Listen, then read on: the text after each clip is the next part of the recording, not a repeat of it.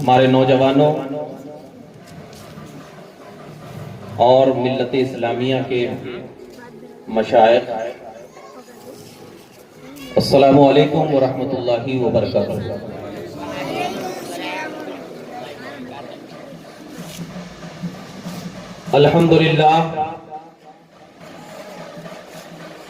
الحمدللہ رب العالمین، والصلاة والسلام علی سید المرسلین وعلی آلہ وصحابہ اجمعین، اما بعد۔ قال اللہ تبارک و تعالی فی القرآن المجید والفرقان الحمید،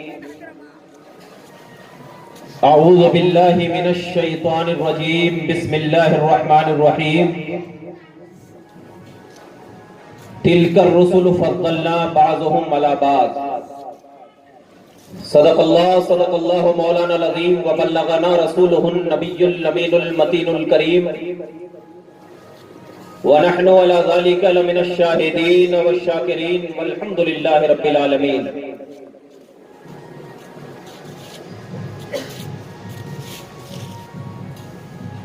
سرورہ شاہا کریمہ دستگیرہ اشرفا،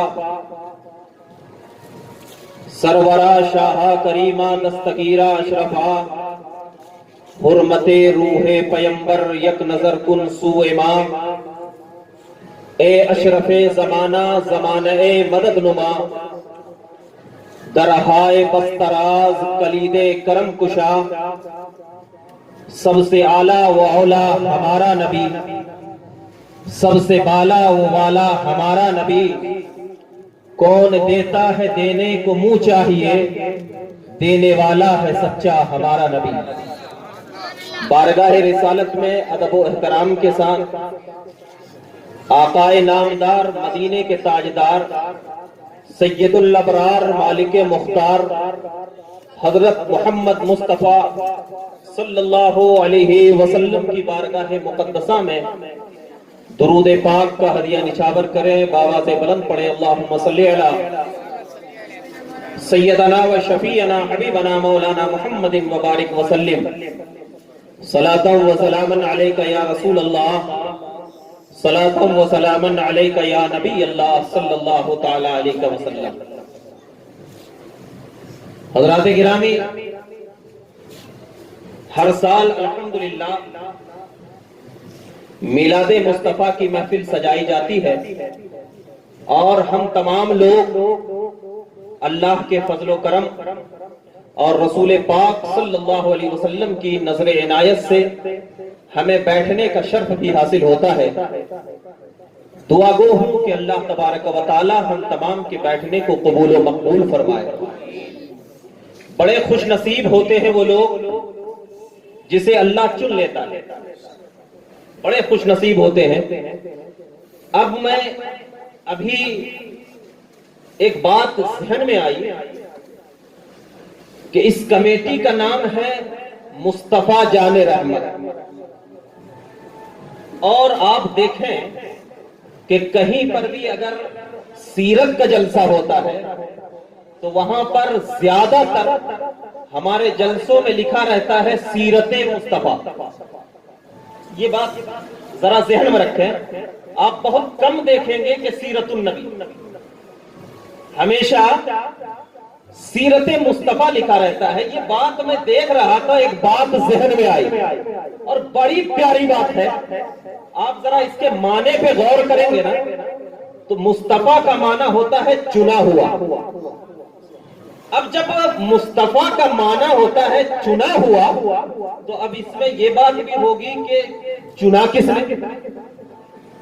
ایک تو ہے چنا ہوا اور ایک چنا کس نے، اور اس میں ایک لوازمات یہ بھی ہوتے ہیں کہ کب چنا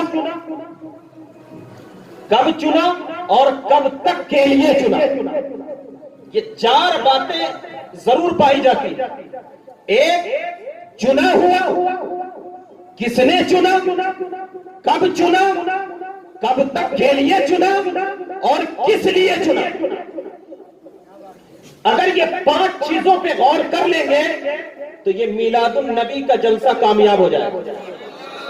آپ یہ اگر 5 چیزوں پر غور کر لیں گے تو میلاد النبی کا جلسہ کامیاب ہوگا. بڑے غور سے سننا.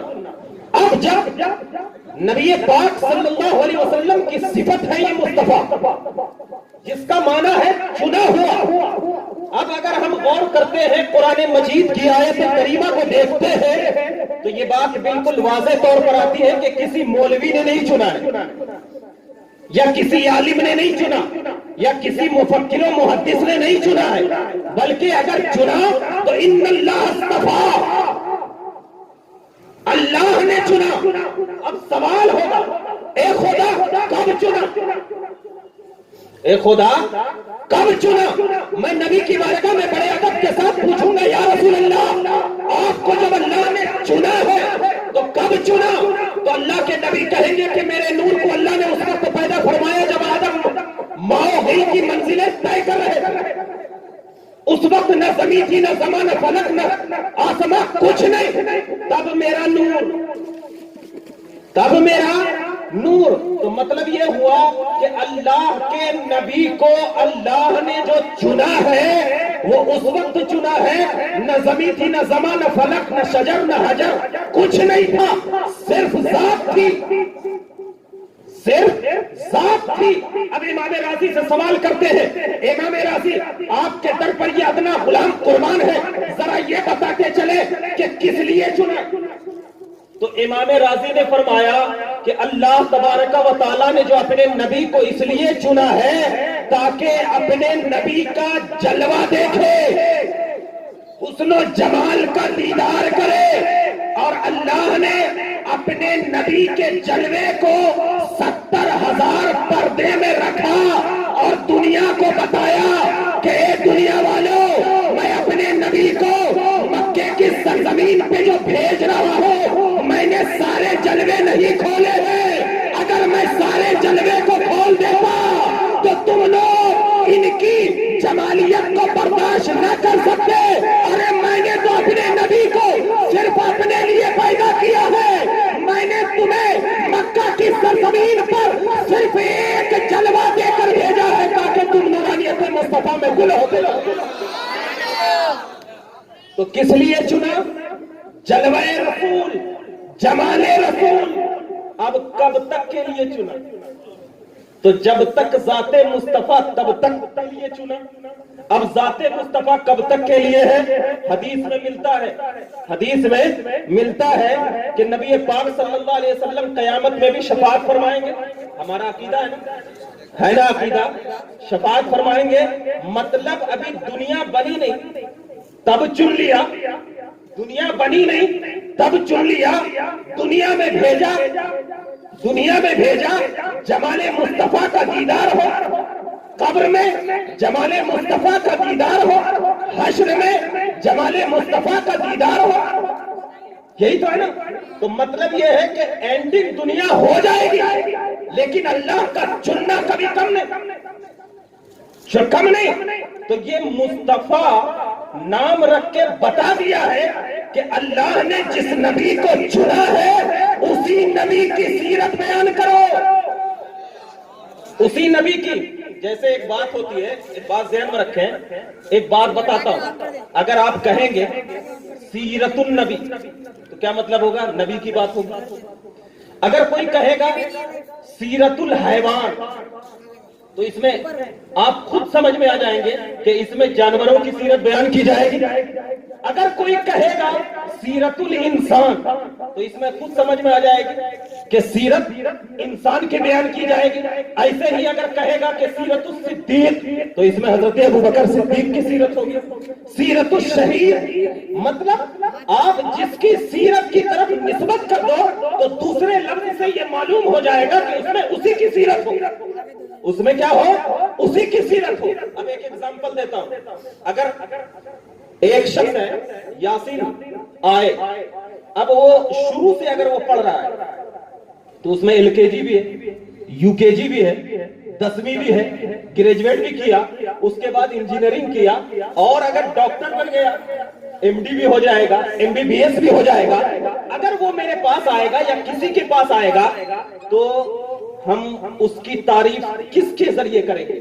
کیا یہ کہیں گے کہ یہ LKG میں تھا؟ یا یہ کہیں گے کہ نہیں یہ 10ویں پاس ہے؟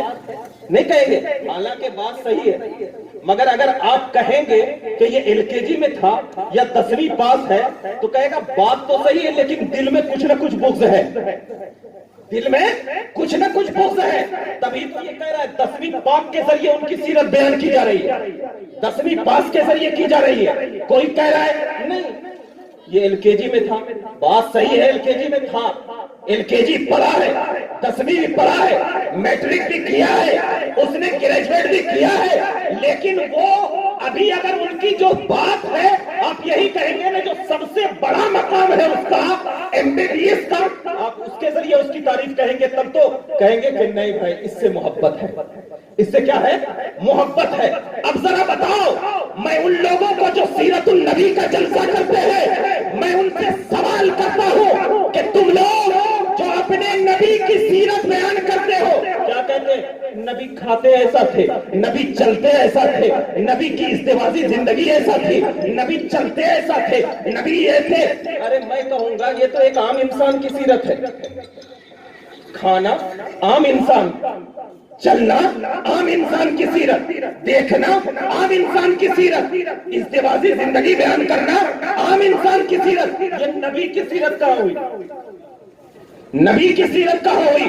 ارے نبی کی سیرت، بات صحیح ہے نبی کھاتے تھے، بات صحیح ہے نبی چلتے تھے، بات صحیح ہے نبی کی ازدواجی زندگی تھی، بات صحیح ہے نبی مکہ میں بیٹھے، بات صحیح ہے، لیکن میں کہوں گا کہ یہ سیرت عام انسان کی ہے، پھر عام انسان اور نبی میں فرق کہاں؟ حالانکہ قرآن تو کہہ رہا ہے تلک الرسل فضلنا بعضهم علی بعض، تلک الرسل فضلنا بعضهم علی بعض، اور یہاں پر قرآن یہ نہیں کہہ رہا ہے کہ عام انسانوں سے فضیلت ہے، نہیں، یہاں پر کہہ رہا ہے رسول، رسولوں کو رسول پر فضیلت دیا، یعنی جو پہلے سے چنے ہوئے ہیں ان میں سے بھی چن کے فضیلت دیا، جو پہلے سے چنے ہوئے ہیں ان میں سے بھی چن کر فضیلت دیا۔ تو اب میں بتانا چاہ رہا ہوں کہ آپ جو نبی کے چلنے کو بیان کر رہے ہیں بات صحیح ہے، دل میں کھوٹ ہے، نبی کے بیٹھنے کو بیان کر رہے ہیں بات صحیح ہے، دل میں کھوٹ ہے، ارے نبی کی صورت تو وہ بیان کرو جیسا کہ قرآن نے بیان کیا ہے، قرآن نے کہیں پر یا ایھا المزمل کہہ کر پکارا، قرآن نے کہیں پر یاسین اور طٰہٰ کہہ کے پکارا، قرآن نے کہیں پر الم نشرح لک صدرک کہہ کے پکارا، قرآن نے کہیں پر انا ارسلناک شاہدا و مبشرا و نذیرا کہہ کے پکارا، قرآن نے کہا لقد من اللہ علی المؤمنین اذ بعث فیہم رسولا، قرآن نے کبھی طٰہٰ کہا، قرآن نے کبھی والضحیٰ کہا، قرآن نے کبھی واللیل کہا، یہ ہے اللہ کی شان، کیونکہ اللہ بتانا چاہ رہا ہے کہ اے دنیا والوں یہ عام انسان کی طرح میرا مصطفیٰ نہیں ہے، کیوں نے میں نے مصطفیٰ کا نام اس لیے ان کی صفت رکھی کہ میں نے انہیں چن لیا ہے، اب میرے الفاظ جو ہوں گے وہ چنندہ ہوں گے، میرے الفاظ جو ہوں گے وہ پسندیدہ ہوں گے، میرے الفاظ جو ہوں گے وہ ایسے الفاظ ہوں گے جو الفاظ کے میں نے کبھی کسی انسان کے لیے استعمال نہیں کیا ہے، اسی لیے جب یہ الفاظ دے کر مکہ کی سرزمین پر بھیجا، ابو بکر دیکھے صدیقیت کا لقب مل گیا، عمر دیکھا فاروق اعظم کا لقب مل گیا، عثمان دیکھے قناعت کا ستارہ ان کے چمکنے لگا، علی نے دیکھا شیر خدا کا لقب ہوتا گیا۔ اب پتا چل جانا کہ ایسے جلسے جہاں پہ نبی کا چلنا بیان کر رہا ہو سمجھ جانا دل میں کچھ نہ کچھ بغض ہے، دل میں کچھ نہ کچھ عداوت ہے۔ اگر نبی کے جلسوں میں، نبی پاک کی سیرت کے جلسوں میں نبی پاک کا اگر آسمانوں پہ جانا بیان ہو رہا ہو، نبی پاک کے اس میلاد النبی میں اگر نبی کے دیکھنے کو کمال بتایا جا رہا ہو، نبی کے حسن کی بات کی جا رہی ہو، نبی کے جمال کی بات کی جا رہی ہو، نبی کے عرش پر چلنے کی بات کی جا رہی ہو، سمجھ لینا یہ اہل سنت کا جلسہ ہے، سمجھ لینا یہ اہل سنت کا جلسہ ہے، اور اپنے دل میں یہ بات کو بیان کر لینا کہ یہ تعریف جو ہے وہ کسی عزت و کرامت سے نہیں ملتی ہے بلکہ یہ تعریف نبی پاک کی محبت سے ملتی ہے۔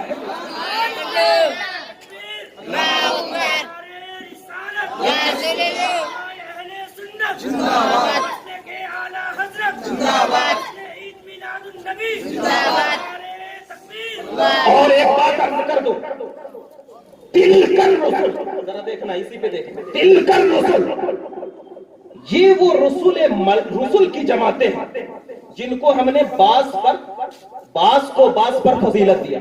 ٹھیک ہے. اس کے بعد قرآن کہتا ہے کہ ان میں سے اللہ نے رسول میں سے ایسا کیا کہ کلام فرمایا. اور پھر اس کے بعد اللہ فرماتا ہے کہ ان میں سے درجوں بلند کیا. اب رفعت ایک لفظ ہے, رفعت, اور اس کے ایک دم مرادف لفظ یعنی اس کے ایک دم بغل والا لفظ کیا آتا ہے؟ ایک لفظ آتا ہے عزت, ایک آتا ہے شرافت. عزت بھی آتا ہے, شرافت, اس کے بعد کرامت بھی آتا ہے. یہ تین لفظ اس کے مرادف ہیں. علماء فرماتے ہیں عزت کی تعریف یہ ہے کہ انسان اپنے علم اور عمل سے ملا کرتا ہے. عزت جو ہے کس سے ملتی ہے؟ یعنی کسی کو اگر عزت ہے تو علم اور عمل سے عزت, اور شرافت جو ہے وہ خاندانی نسب سے ملا کرتی ہے. خاندانی نسب سے ملا کرتی ہے. اور کرامت جو ہے یہ اللہ تبارک و تعالی کی عطا سے ملا کرتی ہے. اور امام قسطلانی فرماتے ہیں کہ رفعت جو ہے یہ تمام چیزوں کو جامع ہوا کرتی ہے. تمام چیزوں کو کیا ہوتی ہے؟ جامع. یعنی رفعت کے اندر کرامت بھی آ گئی, شرافت بھی آ گئی, عزت بھی آ گئی, تمام چیزیں اس رفعت میں داخل. اب ذرا دیکھنا کہ جب ذہن جاتا ہے, کلیم یہ حضرت موسیٰ علیہ السلام کی صفت ہے نا, عام طور پر ذہن چلا جاتا ہے. درجوں بلند کیا, درجوں بلند کیا. تو اب اس میں یہ بات پوشیدہ رکھا کہ کس کا درجہ بلند کیا, پوشیدہ رکھا. لیکن آپ اپنے دل پہ غور کرو کہ جیسے یہ الفاظ کہتے ہیں کہ درجوں بلند کیا, فوراً ذہن نبی کے پاس جاتا ہے. فوراً ذہن کیا ہے؟ نبی کے پاس جاتا ہے. اور ایسا جاتا ہے کہ اب میں سوال ہوتا ہے یا رسول اللہ آپ کو تمام کے اوپر درجوں بلند کیا, کیسے بلند کیا؟ اب ایک بات یہ ہوتی ہے کہ جیسے کہ ہم یہ کہتے ہیں اقتدیت بہذا الامام, میں نے اس امام کی کیا ہے اقتدا کی, نماز پڑھنے میں, یہی ہوتا ہے نا. لیکن کیا کہتے ہیں متوجہ الی جہت الکعبۃ الشریفہ, یعنی توجہ جو ہے, جہت جو ہے کعبہ کی طرف ہو, اور عبادت جو ہو وہ اللہ کی. یہی تو ہوتا ہے. ورنہ اگر آپ یہ سوچیں گے کہ میں عبادت کعبہ کی کر رہا ہوں تو کافر ہو جائیں گے. جہت کعبہ ہے, عبادت اللہ کی ہے. تو علماء فرماتے ہیں کہ اللہ تبارک و تعالیٰ نے ہر انسان کے ساتھ 60 فرشتوں کو پیدا کیا ہے. ہر انسان کے ساتھ 60 فرشتوں کو, ایک داہنے رہتا ہے, ایک بائیں رہتا ہے, ایک پیشانی پہ رہتا ہے, اور ایک سینے پہ رہتا ہے, اور ایک گھومتا ہے, اور بہت سارے کام کے لیے. داہنا بھلائی کا حکم دیتا, بایاں برائی کا حکم دیتا. سینے پر جو فرشتے ہیں وہ ہمیشہ اچھائی کی طرف لے کر جاتا ہے. پیشانی پہ ہے اس کی سوچ میں اچھی چیزیں ڈالتا ہے. اور جو گھومتا ہے وہ یہ کہتا ہے کہ کوئی اچھا کام ہو تو خدا کی بارگاہ میں پہنچا دیا جائے, اور بہت سارے. اب میں یہاں پر بتا رہا ہوں کہ اللہ تبارک و تعالیٰ نے جب فرشتوں کو حکم دیا کیا فسجدوا, اسجدوا. اب جب حکم دیا تو میں اس کی طرف واقعہ کی طرف نہیں جا رہا ہوں, میں بتانا یہ چاہ رہا ہوں. کہا کہ اللہ تبارک و تعالیٰ نے جو فرشتوں کو حکم دیا کہ حضرت آدم کے سجدہ کرو, تو وہاں پر جہت جو تھا, یہی بتا رہے علامہ قسطلانی فرماتے کہ وہاں پر جہت متوجہ توجہ حضرت آدم کی تھی, اور حضرت آدم جو تھے وہ جسم کا قبلہ بنے. حضرت آدم جو تھے وہ جسم کا قبلہ بنے, اور روح کا قبلہ نور محمدی تھا. روح کا قبلہ کون تھا؟ نور محمدی تھا. اب جب روح کا قبلہ نور محمدی تھا تو اللہ تبارک و تعالیٰ نے صرف ایک مرتبہ حکم دیا کہ سجدہ کرو, اور یہ سجدہ ایک مرتبہ حکم دیا, پھر حکم نہیں دیا. لیکن اللہ تبارک و تعالیٰ نے جو ایک مرتبہ حکم دیا کہ سجدہ کرو, یہ جسم کا سجدہ تھا, مگر اللہ کے رسول صلی اللہ علیہ وسلم کا نور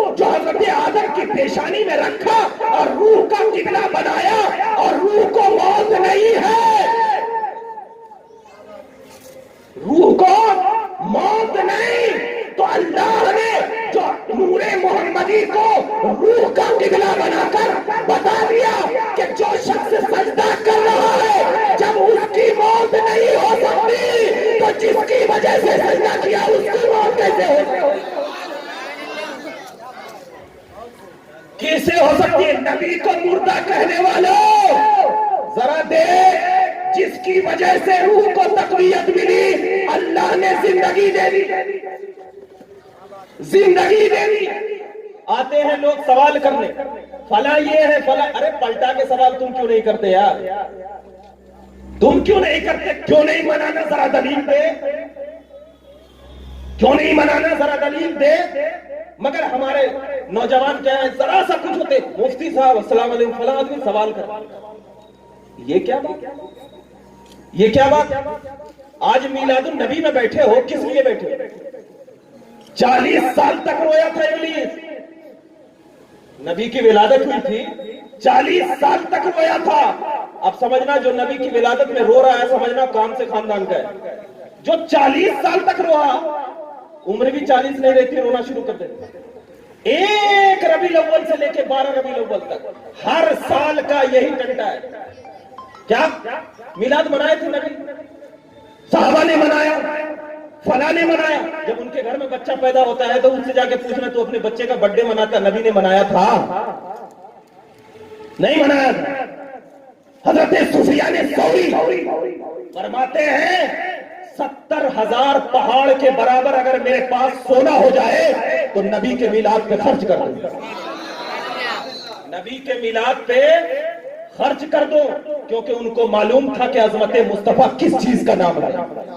جن کے دل سے عظمت مصطفیٰ کھینچی چلی جاتی ہے نا، سوالات اس کے ذہن میں پیدا ہونے لگتے ہیں، سوالات ان کے ذہن میں پیدا ہونے لگتے ہیں۔ اگر ان سوالات سے دور ہونا ہے تو ایک نسخہ بتاتا ہوں، وہ یہ کہ تم اپنے دل میں محبت اتنی بھر دو کہ سوال بھرنے کا کوئی جگہ ہی باقی نہ رہے، اتنی بھر دو کہ باقی ہی نہ رہے۔ بہت سارے ہمارے نوجوان ہیں، ابھی بات کرتے کرتے ایک بات ذہن میں آ گئی۔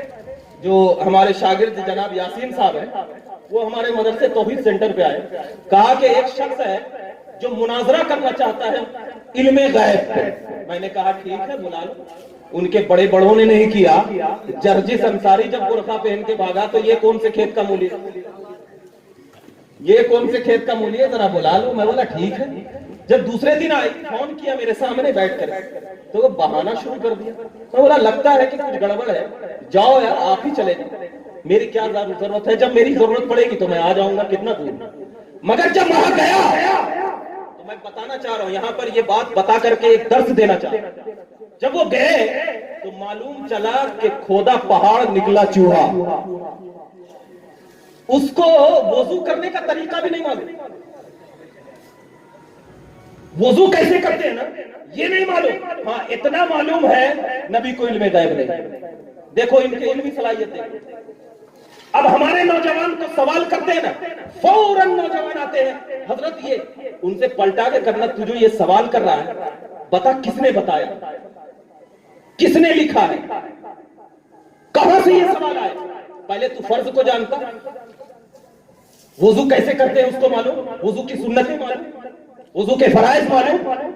آج کتنے نوجوان ہیں جو میں کہہ رہا ہوں گارنٹی کے ساتھ کہ ان کو صحیح طریقے سے وضو کرنا بھی نہیں آئے گا، لیکن کیا ہے ہمارے مسجد کے امام صاحبوں کے پاس آنے کے لیے ڈرتے ہیں، شرم محسوس کرتے ہیں کہ کیوں نہیں۔ آج سب سے بڑی ہماری کمیاں کیا ہے معلوم؟ علم سے دور ہو جانا، یہ سب سے بڑی کمی ہے۔ جب آپ کے اندر علم نہیں ہوگا نا تو آپ ہر جگہ بھٹکتے جاؤ، کوئی نہیں پوچھے گا، لیکن اگر علم ہوگا تو آپ کو کوئی بھٹکا نہیں سکتا، شیطان بھی نہیں بھٹکا سکتا۔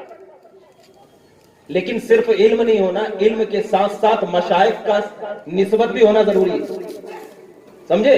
یہ علم تو حدیث یہ ہے۔ ایک بات میں آپ کو بتاتے ہوئے چلوں تو میں آپ کو یہ درس دے رہا ہوں کہ بھائی آپ لوگ جو یہاں سے اٹھے نا، یہ تہیہ کر کے اٹھیں کہ آج تک ہم نے جو علم حاصل نہیں کیا ہے نا، آپ انشاءاللہ علم حاصل کرنا کل سے شروع کریں، پوچھنا شروع کریں، سمجھ رہے ہیں؟ اب ذرا دیکھنا، دو چیزیں ہوتی ہیں۔ میں تلک الرسل پر جا رہا ہوں، انشاءاللہ بہت جلدی میں اپنی تقریر کو سمیٹ دوں گا کیونکہ وقت تو اس بات کی اجازت نہیں دیتا۔ تلک الرسل پہ جا رہا ہوں۔ ایک چیز ہوتی ہے عقل سے خدا کو سمجھنا، ایک چیز کیا ہوتی ہے؟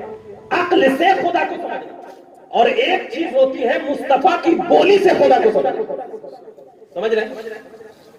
اگر عقل سے خدا کو جو سمجھتا ہے اس کو شریعت کی زبان میں موحد کہا جاتا ہے. اس پر بہت لمبی گفتگو ہے، اگر اس پہ گفتگو کروں تو پوری شرح عقائد ختم ہو جائے گی. میں اس پہ گفتگو نہیں کر رہا ہوں، میں آپ کو بتانا چاہ رہا ہوں کہ ایک چیز ہوتی ہے عقل سے خدا کو سمجھنا، اور جو عقل سے سمجھا خدا کو وہ موحد ہوا. جیسے کہ نبی پاک نے 40 سال تک اپنی نبوت کا اظہار نہیں کیا تو لوگ جو عقل سے خدا کو سمجھے موحد ہوئے. اور ایک ہوتا ہے نبی کی بولی سے خدا کو سمجھنا. تو قرآن پاک میں اللہ نے کہیں پر یا ایھا الموحد کا لفظ نہیں کہا ہے، یا ایھا الموحد کا لفظ نہیں کہا ہے. جہاں پر بھی قرآن اٹھا کر دیکھو یا ایھا الذین آمنوا، تو جو عقل سے خدا کو سمجھے وہ موحد، اور جو نبی کی زبان سے خدا کو سمجھے وہ مومن. نبی کی زبان سے خدا کو سمجھے مومن. اسی لیے علماء فرماتے ہیں کہ کیا کہ لا الہ الا اللہ یہ دلیل ہے. لا الہ الا اللہ کیا ہے؟ دلیل ہے. اور نبی کی زبان یہ دعویٰ ہے. تو لا الہ الا اللہ اس وقت تک پورا نہیں ہوتا کیونکہ دعوے کے بغیر دلیل نہیں، دلیل کے بغیر دعویٰ نہیں. تو اگر دعویٰ اور دلیل کو ساتھ لے کر چلو گے تب مومن، دعویٰ اور دلیل کو ساتھ لے کر چلو گے تب مومن. اسی لیے ہم اپنے آپ کو اہل حدیث نہیں بولتے، اہل سنت بولتے ہیں، کیونکہ ہم عقل کے گھوڑے نہیں دوڑاتے، ہم نبی کی بولی کو بولا کرتے ہیں. اور نبی کی بولی کو بولنا، یہ تمام علماء نے کہا کہ نبی کی بولی بولو گے مکہ میں رہو گے یا ایھا الذین آمنوا کہا جائے گا، مدینہ میں رہو گے یا ایھا الذین آمنوا کہا جائے گا. آپ کہیں دنیا کے کسی بھی کونے میں رہو، نبی کی بولی بولو یا ایھا الذین آمنوا کہا جائے گا. سمجھ میں آئی بات؟ اب اسی کو لے کر کے آگے چل رہا ہوں. تو اب نبی کی زبان سے سمجھانا، نبی کی زبان سے خدا کو سمجھنا مومن. اور جب نبی کی زبان سے خدا کو سمجھنا یہ مومن کی پہچان ہے، تو اب نبی نے جو کہا، نبی نے جو بولا، نبی نے جو سنا، نبی نے جو بتایا، ان تمام چیزوں کو اپنے ذہن و دماغ میں رکھنا، یہی ایمان کی سب سے مضبوطی ہوتی ہے، یہی ایمان کی سب سے بڑی مضبوطی ہوتی ہے. اور جب ایمان کی مضبوطی ہوتی ہے نا تو نبی آتا ہی ہے، نبی آتا ہی ہے ایمان کو تقویت دینے کے لیے، نبی آتا ہی ہے ایمان کو تقویت دینے کے لیے. اب آ رہا ہوں دوسری آیت کہ اللہ نے درجوں بلند کیا، اللہ نے درجوں بلند کیا. میں اپنی تقریر کو سمیٹ رہا ہوں کیونکہ اب آیت کا آخری آ چکا ہوں. اللہ نے درجوں بلند کیے. اب میں سوال کرتا ہوں کتنے درجے بلند کیے؟ آخر کون سے درجے ہیں جو اللہ نے بلند کیے؟ کون سے درجے؟ کیسے درجے؟ تو اب اس کو سمجھنے کے لیے میں جو پہلی بات کہا کہ اللہ نے اپنے نبی کے جلوے کو جو پیدا کیا اپنے لیے پیدا کیا، اور اس کو 70,000 پردوں میں چھپا کے رکھا، پردوں میں چھپا کے رکھا. مگر ایک مقام ایسا ہے جو اللہ نے اس پردے کو بھی کھولا ہے. ایک مقام ایسا ہے جو اللہ نے اس پردوں کو بھی کھولا ہے. اب اس مقام کے جانے کی طرف میں آپ کو لے کر جاتا ہوں. سب سے پہلے آپ یہ کہہ رہے ہیں کہ حسن یوسف پہ کٹی مصر میں انگشت زنا، سر کٹاتے ہیں میرے نام پہ مردانہ. یہی تو ہے. اعلیٰ حضرت نے اس شعر میں تمام احادیث اور قرآن کو جامع کر دیا. اعلیٰ حضرت کو سمجھنے کے لیے عام انسان نہیں، اعلیٰ انسان چاہیے. عام انسان اعلیٰ حضرت کو نہیں سمجھ سکتا، وہ صرف اعلیٰ کے الف تک ہی نہیں پہنچ سکتا. سمجھ رہے ہیں؟ اعلیٰ حضرت کو ہم نے پڑھا ہے، دیکھا ہے. یہ دیکھا نہیں، ہم نے پڑھا ہے، ان کی کتابوں کو دیکھا ہے کہ ایک کتاب جو ہوتی ہے نا وہ کون سی کیسی کس انداز کی ہوتی ہے. میں بتا رہا ہوں کہ اللہ نے اپنے نبی کے جو جلووں میں جمال رسول رکھا، جمال رسول رکھا۔ اب ایک چیز میں آپ کو بتا دوں کہ ایک انسان ہوتا ہے، ہماری حقیقت بشر ہے، ہماری حقیقت بشر ہے۔ اس کے بعد کیا کرنا ہے؟ دیکھنا، سننا، بولنا، چلنا، بیٹھنا، یہ حقیقت ہے۔ لیکن اگر ہماری حقیقت اگر ختم ہو جائے، ہماری حقیقت بشر، لیکن اگر ہماری حقیقت ختم ہو جائے تو کیا دیکھنا رہے گا، سننا رہے گا، چلنا رہے گا؟ نہیں رہے گا نا۔ مگر نبی پاک صلی اللہ علیہ وسلم کی بشریت اگر ختم بھی ہو جائے، ختم بھی ہو جائے، پھر بھی باقی رہتی ہے نورانیت۔ آپ کہیں گے یہ کیسے؟ کہیں گے تجھے معلوم نہیں یہ معراج کی رات کہاں گئے؟ لامکہ میں جو گئے تھے، کیا وہاں کون تھا؟ جسم تھا؟ بشر تھے؟ نہیں تھے نا۔ اور جب نہیں تھے تو اب یہ بات بلا جس کی حقیقت ختم ہو جاتی ہے اس کا وجود ختم ہو جاتا۔ جیسے ہماری حقیقت بشر ہے، اگر ہماری حقیقت ختم ہو جائے تو ہمارا دیکھنا ختم، ہمارا بولنا ختم، ہمارا چلنا ختم، ہمارا بیٹھنا ختم، یعنی ہمارا وجود ختم، ہمارا وجود ختم۔ مگر ایک مقام ایسا ہے جو نبی کی بشریت ختم بھی ہو گئی لیکن نبی کا وجود ختم نہیں ہوا، نبی کا وجود ختم نہیں ہوا۔ پتا چلا کہ نبی کی حقیقت بشر نہیں ہے، کیونکہ اگر حقیقت بشر ہوتی تو ان کا وجود ختم ہو جاتا۔ اللہ نے نبی کی حقیقت نور اس لیے رکھا کہ اے محبوب میں تو بھیج رہا ہوں نا تجھے مکہ میں، ارے میں نے تو تجھے اپنے لیے پیدا کیا ہے، مکہ میں تو صرف لباس بشر بنا کر اس لیے بھیج رہا ہوں کہ تیری حقیقت کو میں چھپا کر رکھو، تیری حقیقت تو میرے پاس ظاہر ہوگی، تیری حقیقت تو میرے پاس ظاہر ہوگی۔ نبی پاک صلی اللہ علیہ وسلم کا جب ظاہر ہوا تو اب آپ کہتے ہیں کہ نبی کا جلوہ، نبی کا جلوہ جب معراج میں گئے کہاں پہنچے؟ لامکہ پہنچے نا۔ اس کے بعد اللہ تبارک و تعالیٰ نے قرآن مجید میں کیا کہا؟ اللہ نے جب لامکہ پہنچے تو اللہ کے نبی صلی اللہ علیہ وسلم نے کہ بولی کو قرآن مجید میں کیا کہا کہ فقط رہا، کہ اللہ دیکھا بڑی نعمت، ٹھیک ہے نا، بڑی نعمت دیکھا۔ پوچھتا ہوں کہ وہ بڑی نعمت کیا ہے؟ نعمت کے لیے جسم کا، جگہ کا، تمام چیزوں کا ہونا ضروری ہے۔ نعمت کے لیے ذرا غور کرنا، ذرا غور کرنا، نعمت کے لیے جسم کا بھی ہونا ضروری، جگہ کا بھی ہونا ضروری، جہت کا بھی ہونا ضروری۔ میں سوال کرتا ہوں یا رسول اللہ آپ کے قدموں پہ ہماری جان قربان، جب وہ لامکہ ہے تو وہاں پر بڑی نعمت کون سی؟ بڑی نعمت کون سی؟ آپ کہیں گے خدا کو دکان نہیں، لامکہ ہے تو پھر کیسے؟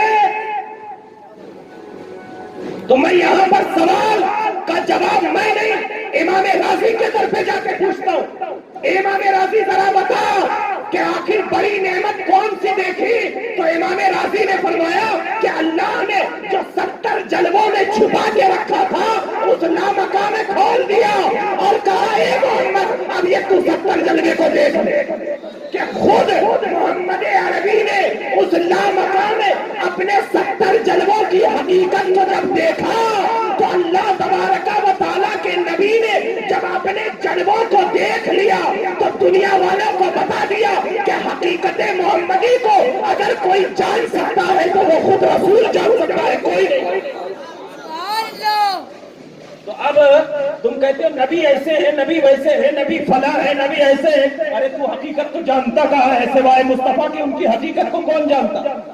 کون جانتا؟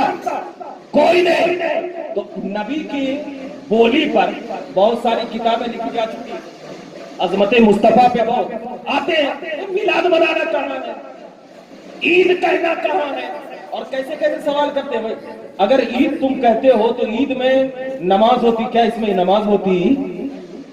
اس کو میں سوال کرنے والے پہ تھوکتا ہوں، کیونکہ اس کو جب یہ نہیں معلوم کہ عید کا معنی کیا ہے، عید کا معنی کیا ہے، اور آیا اور سوال کرنا، اس سے پوچھنا تجھے معلوم عید کے عین کا کیا معنی، یا کا کیا معنی ہے، دال کا کیا معنی ہے، معلوم؟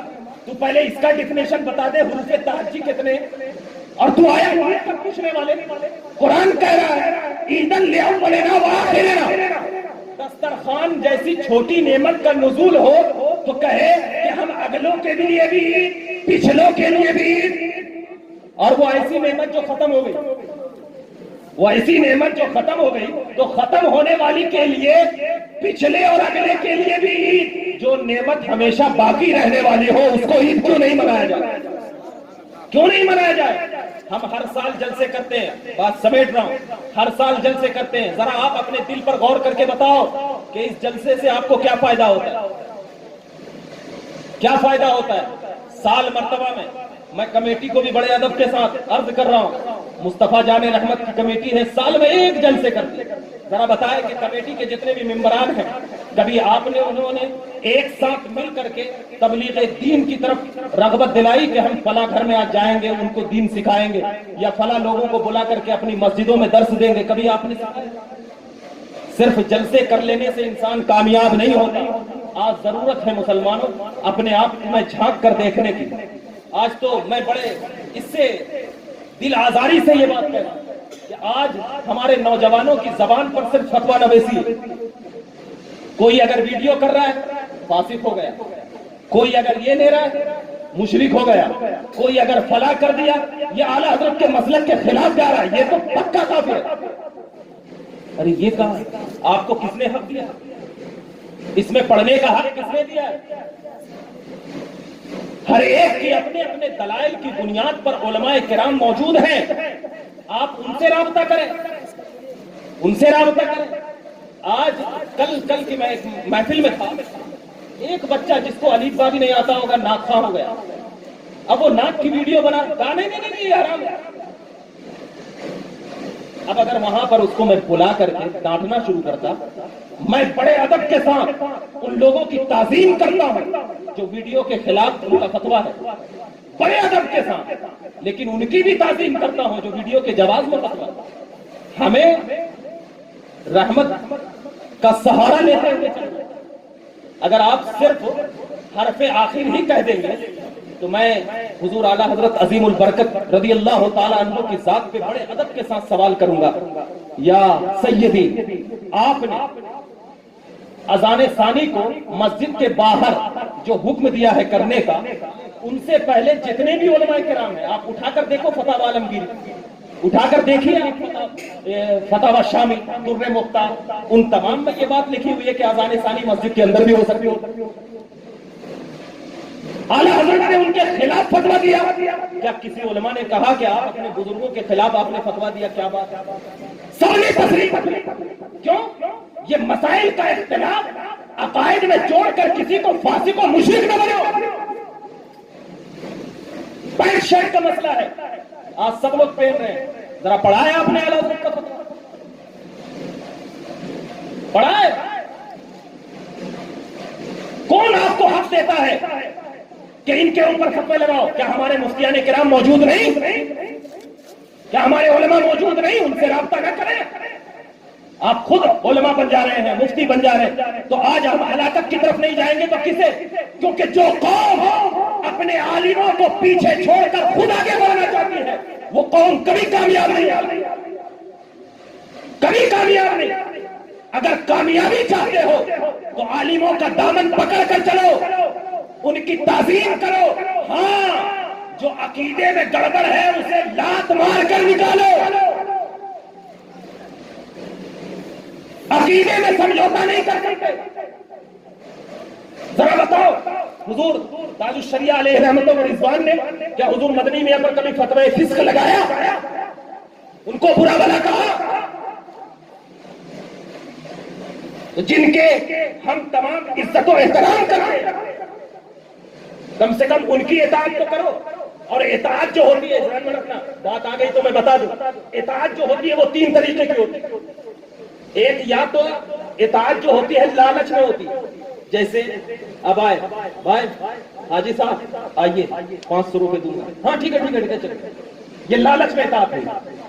پیسہ ختم اطاعت ختم, پیسہ ختم اطاعت ختم. اور ایک اطاعت جو ہوتی ہے ڈر میں ہوتی ہے, ایک اطاعت جو ہے ڈر میں ہوتی ہے, جو ہم اہل سنت کا شیوا نہیں ہے, دیوبندیوں کا شیوا ہے. کیسے دیکھو میں بتاتا ہوں, ایمرجنسی کا دور تھا نا, ایمرجنسی کا دور تھا, سب لوگ اطاعت کر رہے تھے, لیکن ایک فتویٰ جو بریلی شریف سے نکلا تھا وہ کسی ڈر کی وجہ سے اطاعت نہیں تھی, اسلام کی بنیاد کی وجہ سے تھی. اور ایک اطاعت محبت میں ہوتی ہے, جو آپ محبت میں اطاعت دیکھتے ہو تو حضرت عبداللہ ابن عمر سے پوچھو کہ محبت میں اطاعت کیسے کرتے ہیں. چند صحابی کے ساتھ جا رہے ہیں, جنگل کا معاملہ ہے, ایک درخت کے پاس جا کر کے عبداللہ ابن عمر کہتے ہیں تم ٹھہرو, میں اس درخت کے پاس جا کر آتا ہوں. جیسے ہی جاتے ہیں بیٹھ جاتے ہیں اور بیٹھنے کے بعد آ جاتے ہیں. تو ان لوگوں نے کہا کہ ہم تو سمجھے تھے کہ آپ رفع حاجت کے لیے جا رہے ہیں, آخر وہاں کیوں گئے؟ کہا اس لیے گیا کہ میں جب نبی کے ساتھ تھا تو میں نے دیکھا تھا کہ حضور اکرم صلی اللہ علیہ وسلم اپنی رفع حاجت کے لیے اس درخت کے پاس گئے تھے, تو میں نے سوچا کہ مجھے تو رفع حاجت نہیں, کم سے کم نبی کی اطاعت ہو جائے. ایک اطاعت محبت, اس کو بولتے ہیں محبت, اس کو بولتے ہیں محبت. اور محبت میں جو اطاعت ہوتی ہے نا, تو اسی اطاعت کو کہا گیا اطیعوا اللہ و اطیعوا الرسول, اسی اطاعت کو کہا گیا. اور ہم لوگ جو یہاں پر میلاد النبی کے جلسے میں بیٹھے ہوئے ہیں نا, یہ بھی کوئی زور زبردستی نہیں, لالچی کی اطاعت نہیں, یا کسی کی ڈر کی اطاعت نہیں, بلکہ محبت کی اطاعت ہے. اور اس اطاعت کو لے کر چلو گے تو جب جلوس میں کل نکلو گے تو آپ کے ایک ایک قدم کے بدلے میں میں گواہی دے رہا ہوں کہ ایک ایک قدم کے بدلے میں اللہ تبارک و تعالیٰ کے فرشتے جب نبی پاک کی محبت میں قدم اٹھے گا تو وہ آسمان پر یہ کہیں گے کہ یہ نبی کی محبت کی اطاعت کر رہا ہے, نبی پہ درود و سلام پڑھ رہا ہے. اور درود و سلام اس لیے پڑھ رہا ہے کہ ہماری طاقت نہیں کہ ہم درود پڑھ سکیں. اللہ کیا کہہ رہا ہے؟ سلو. اللہ کیا کہہ رہا ہے؟ سلو. کیا کرو؟ وسلموا, درود پڑھو. اگر اللہ کہے اقیموا الصلاۃ, نماز پڑھو, تو ہم کہیں گے اے اللہ تو ہی پڑھ. آتوا الزکات, زکات ادا کرو, تو ہم کہیں گے تو ہی کر, کیونکہ ہم اس کے مکلف ہیں. اس کے کیا ہے؟ مکلف ہے. نماز پڑھ سکتے ہیں, زکات دے سکتے ہیں, حج کر سکتے ہیں, لیکن جب اللہ نے کہا سلو, اللہ نے کہا سلو, ہمارے ذہن میں خیال آ رہا ارے وہ ذات بڑی, حکم بھی بڑا ہے, ہم یہ چھوٹے لوگ ان بڑے ذات پر درود کیسے پڑھیں گے؟ تو اللہ کے اس حکم کے بعد کیا کہا؟ صلی اللہم صلی وسلم, اللہم صلی وسلم, اے اللہ تو ہی پڑھ دے, تو ہی درود پڑھ دے, تو ہی سلام پڑھ دے, کیونکہ ہماری زبان اتنی قابل نہیں ہے کہ ہم نبی کی زبان پہ درود پڑھ سکے نبی کی ذات پہ. اگر ہماری زبان میں لڑکھڑاہٹ ہوگی تو موتیوں میں پرو کر نبی کی بارگاہ میں پیش کر دے گا, تو اس گنہگار امت کی بھی بخشش ہو جائے گی, گنہگار امت کی بھی بخشش ہو جائے گی.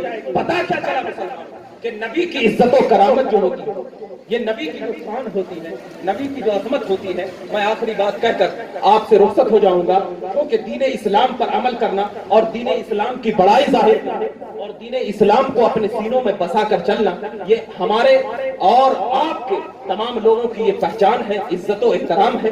اور یہی چیز یہاں پہ چند نوجوان جو ہمارے بھائی ہیں, بہت سارے لوگ ہیں جو زناکاری میں مبتلا ہیں, جو عیاشیوں میں مبتلا ہیں, شراب خوری میں مبتلا ہیں. اور آج تو ایسا ہو گیا ہے کہ ہم جب بھی موبائل دیکھتے ہیں واٹس ایپ کے ذریعے چیٹنگ شروع کر دیتے ہیں لڑکیوں سے. خدا را, ایک طرف نبی کی محبت کا دم بھرتے ہو اور دوسری طرف کیا ہے, نبی پاک صلی اللہ علیہ وسلم کی اطاعت اور فرما برداری کو اپنے سی معیار بنا رہے ہو, اور ان سب چیزوں میں آپ لے کر چل رہے ہو. خدا را, ایک دل میں یا تو اچھائی کو جمع کرو یا تو برائی, دو چیز ایک دل میں جمع نہیں ہو سکتی. تو ہم ان سب چیزوں سے پرہیز کریں. مولا کریم کی بارگاہ میں دعا ہے کہ مولا تعالیٰ ہم تمام کو میلاد النبی کی حقیقت سے آشنا فرمائے, اور میلاد النبی کے صدقے طفیل میں ہم تمام کی اللہ بخشش فرمائے. وآخر دعوانا ان الحمدللہ رب العالمین. السلام علیکم. صلاۃ و سلام.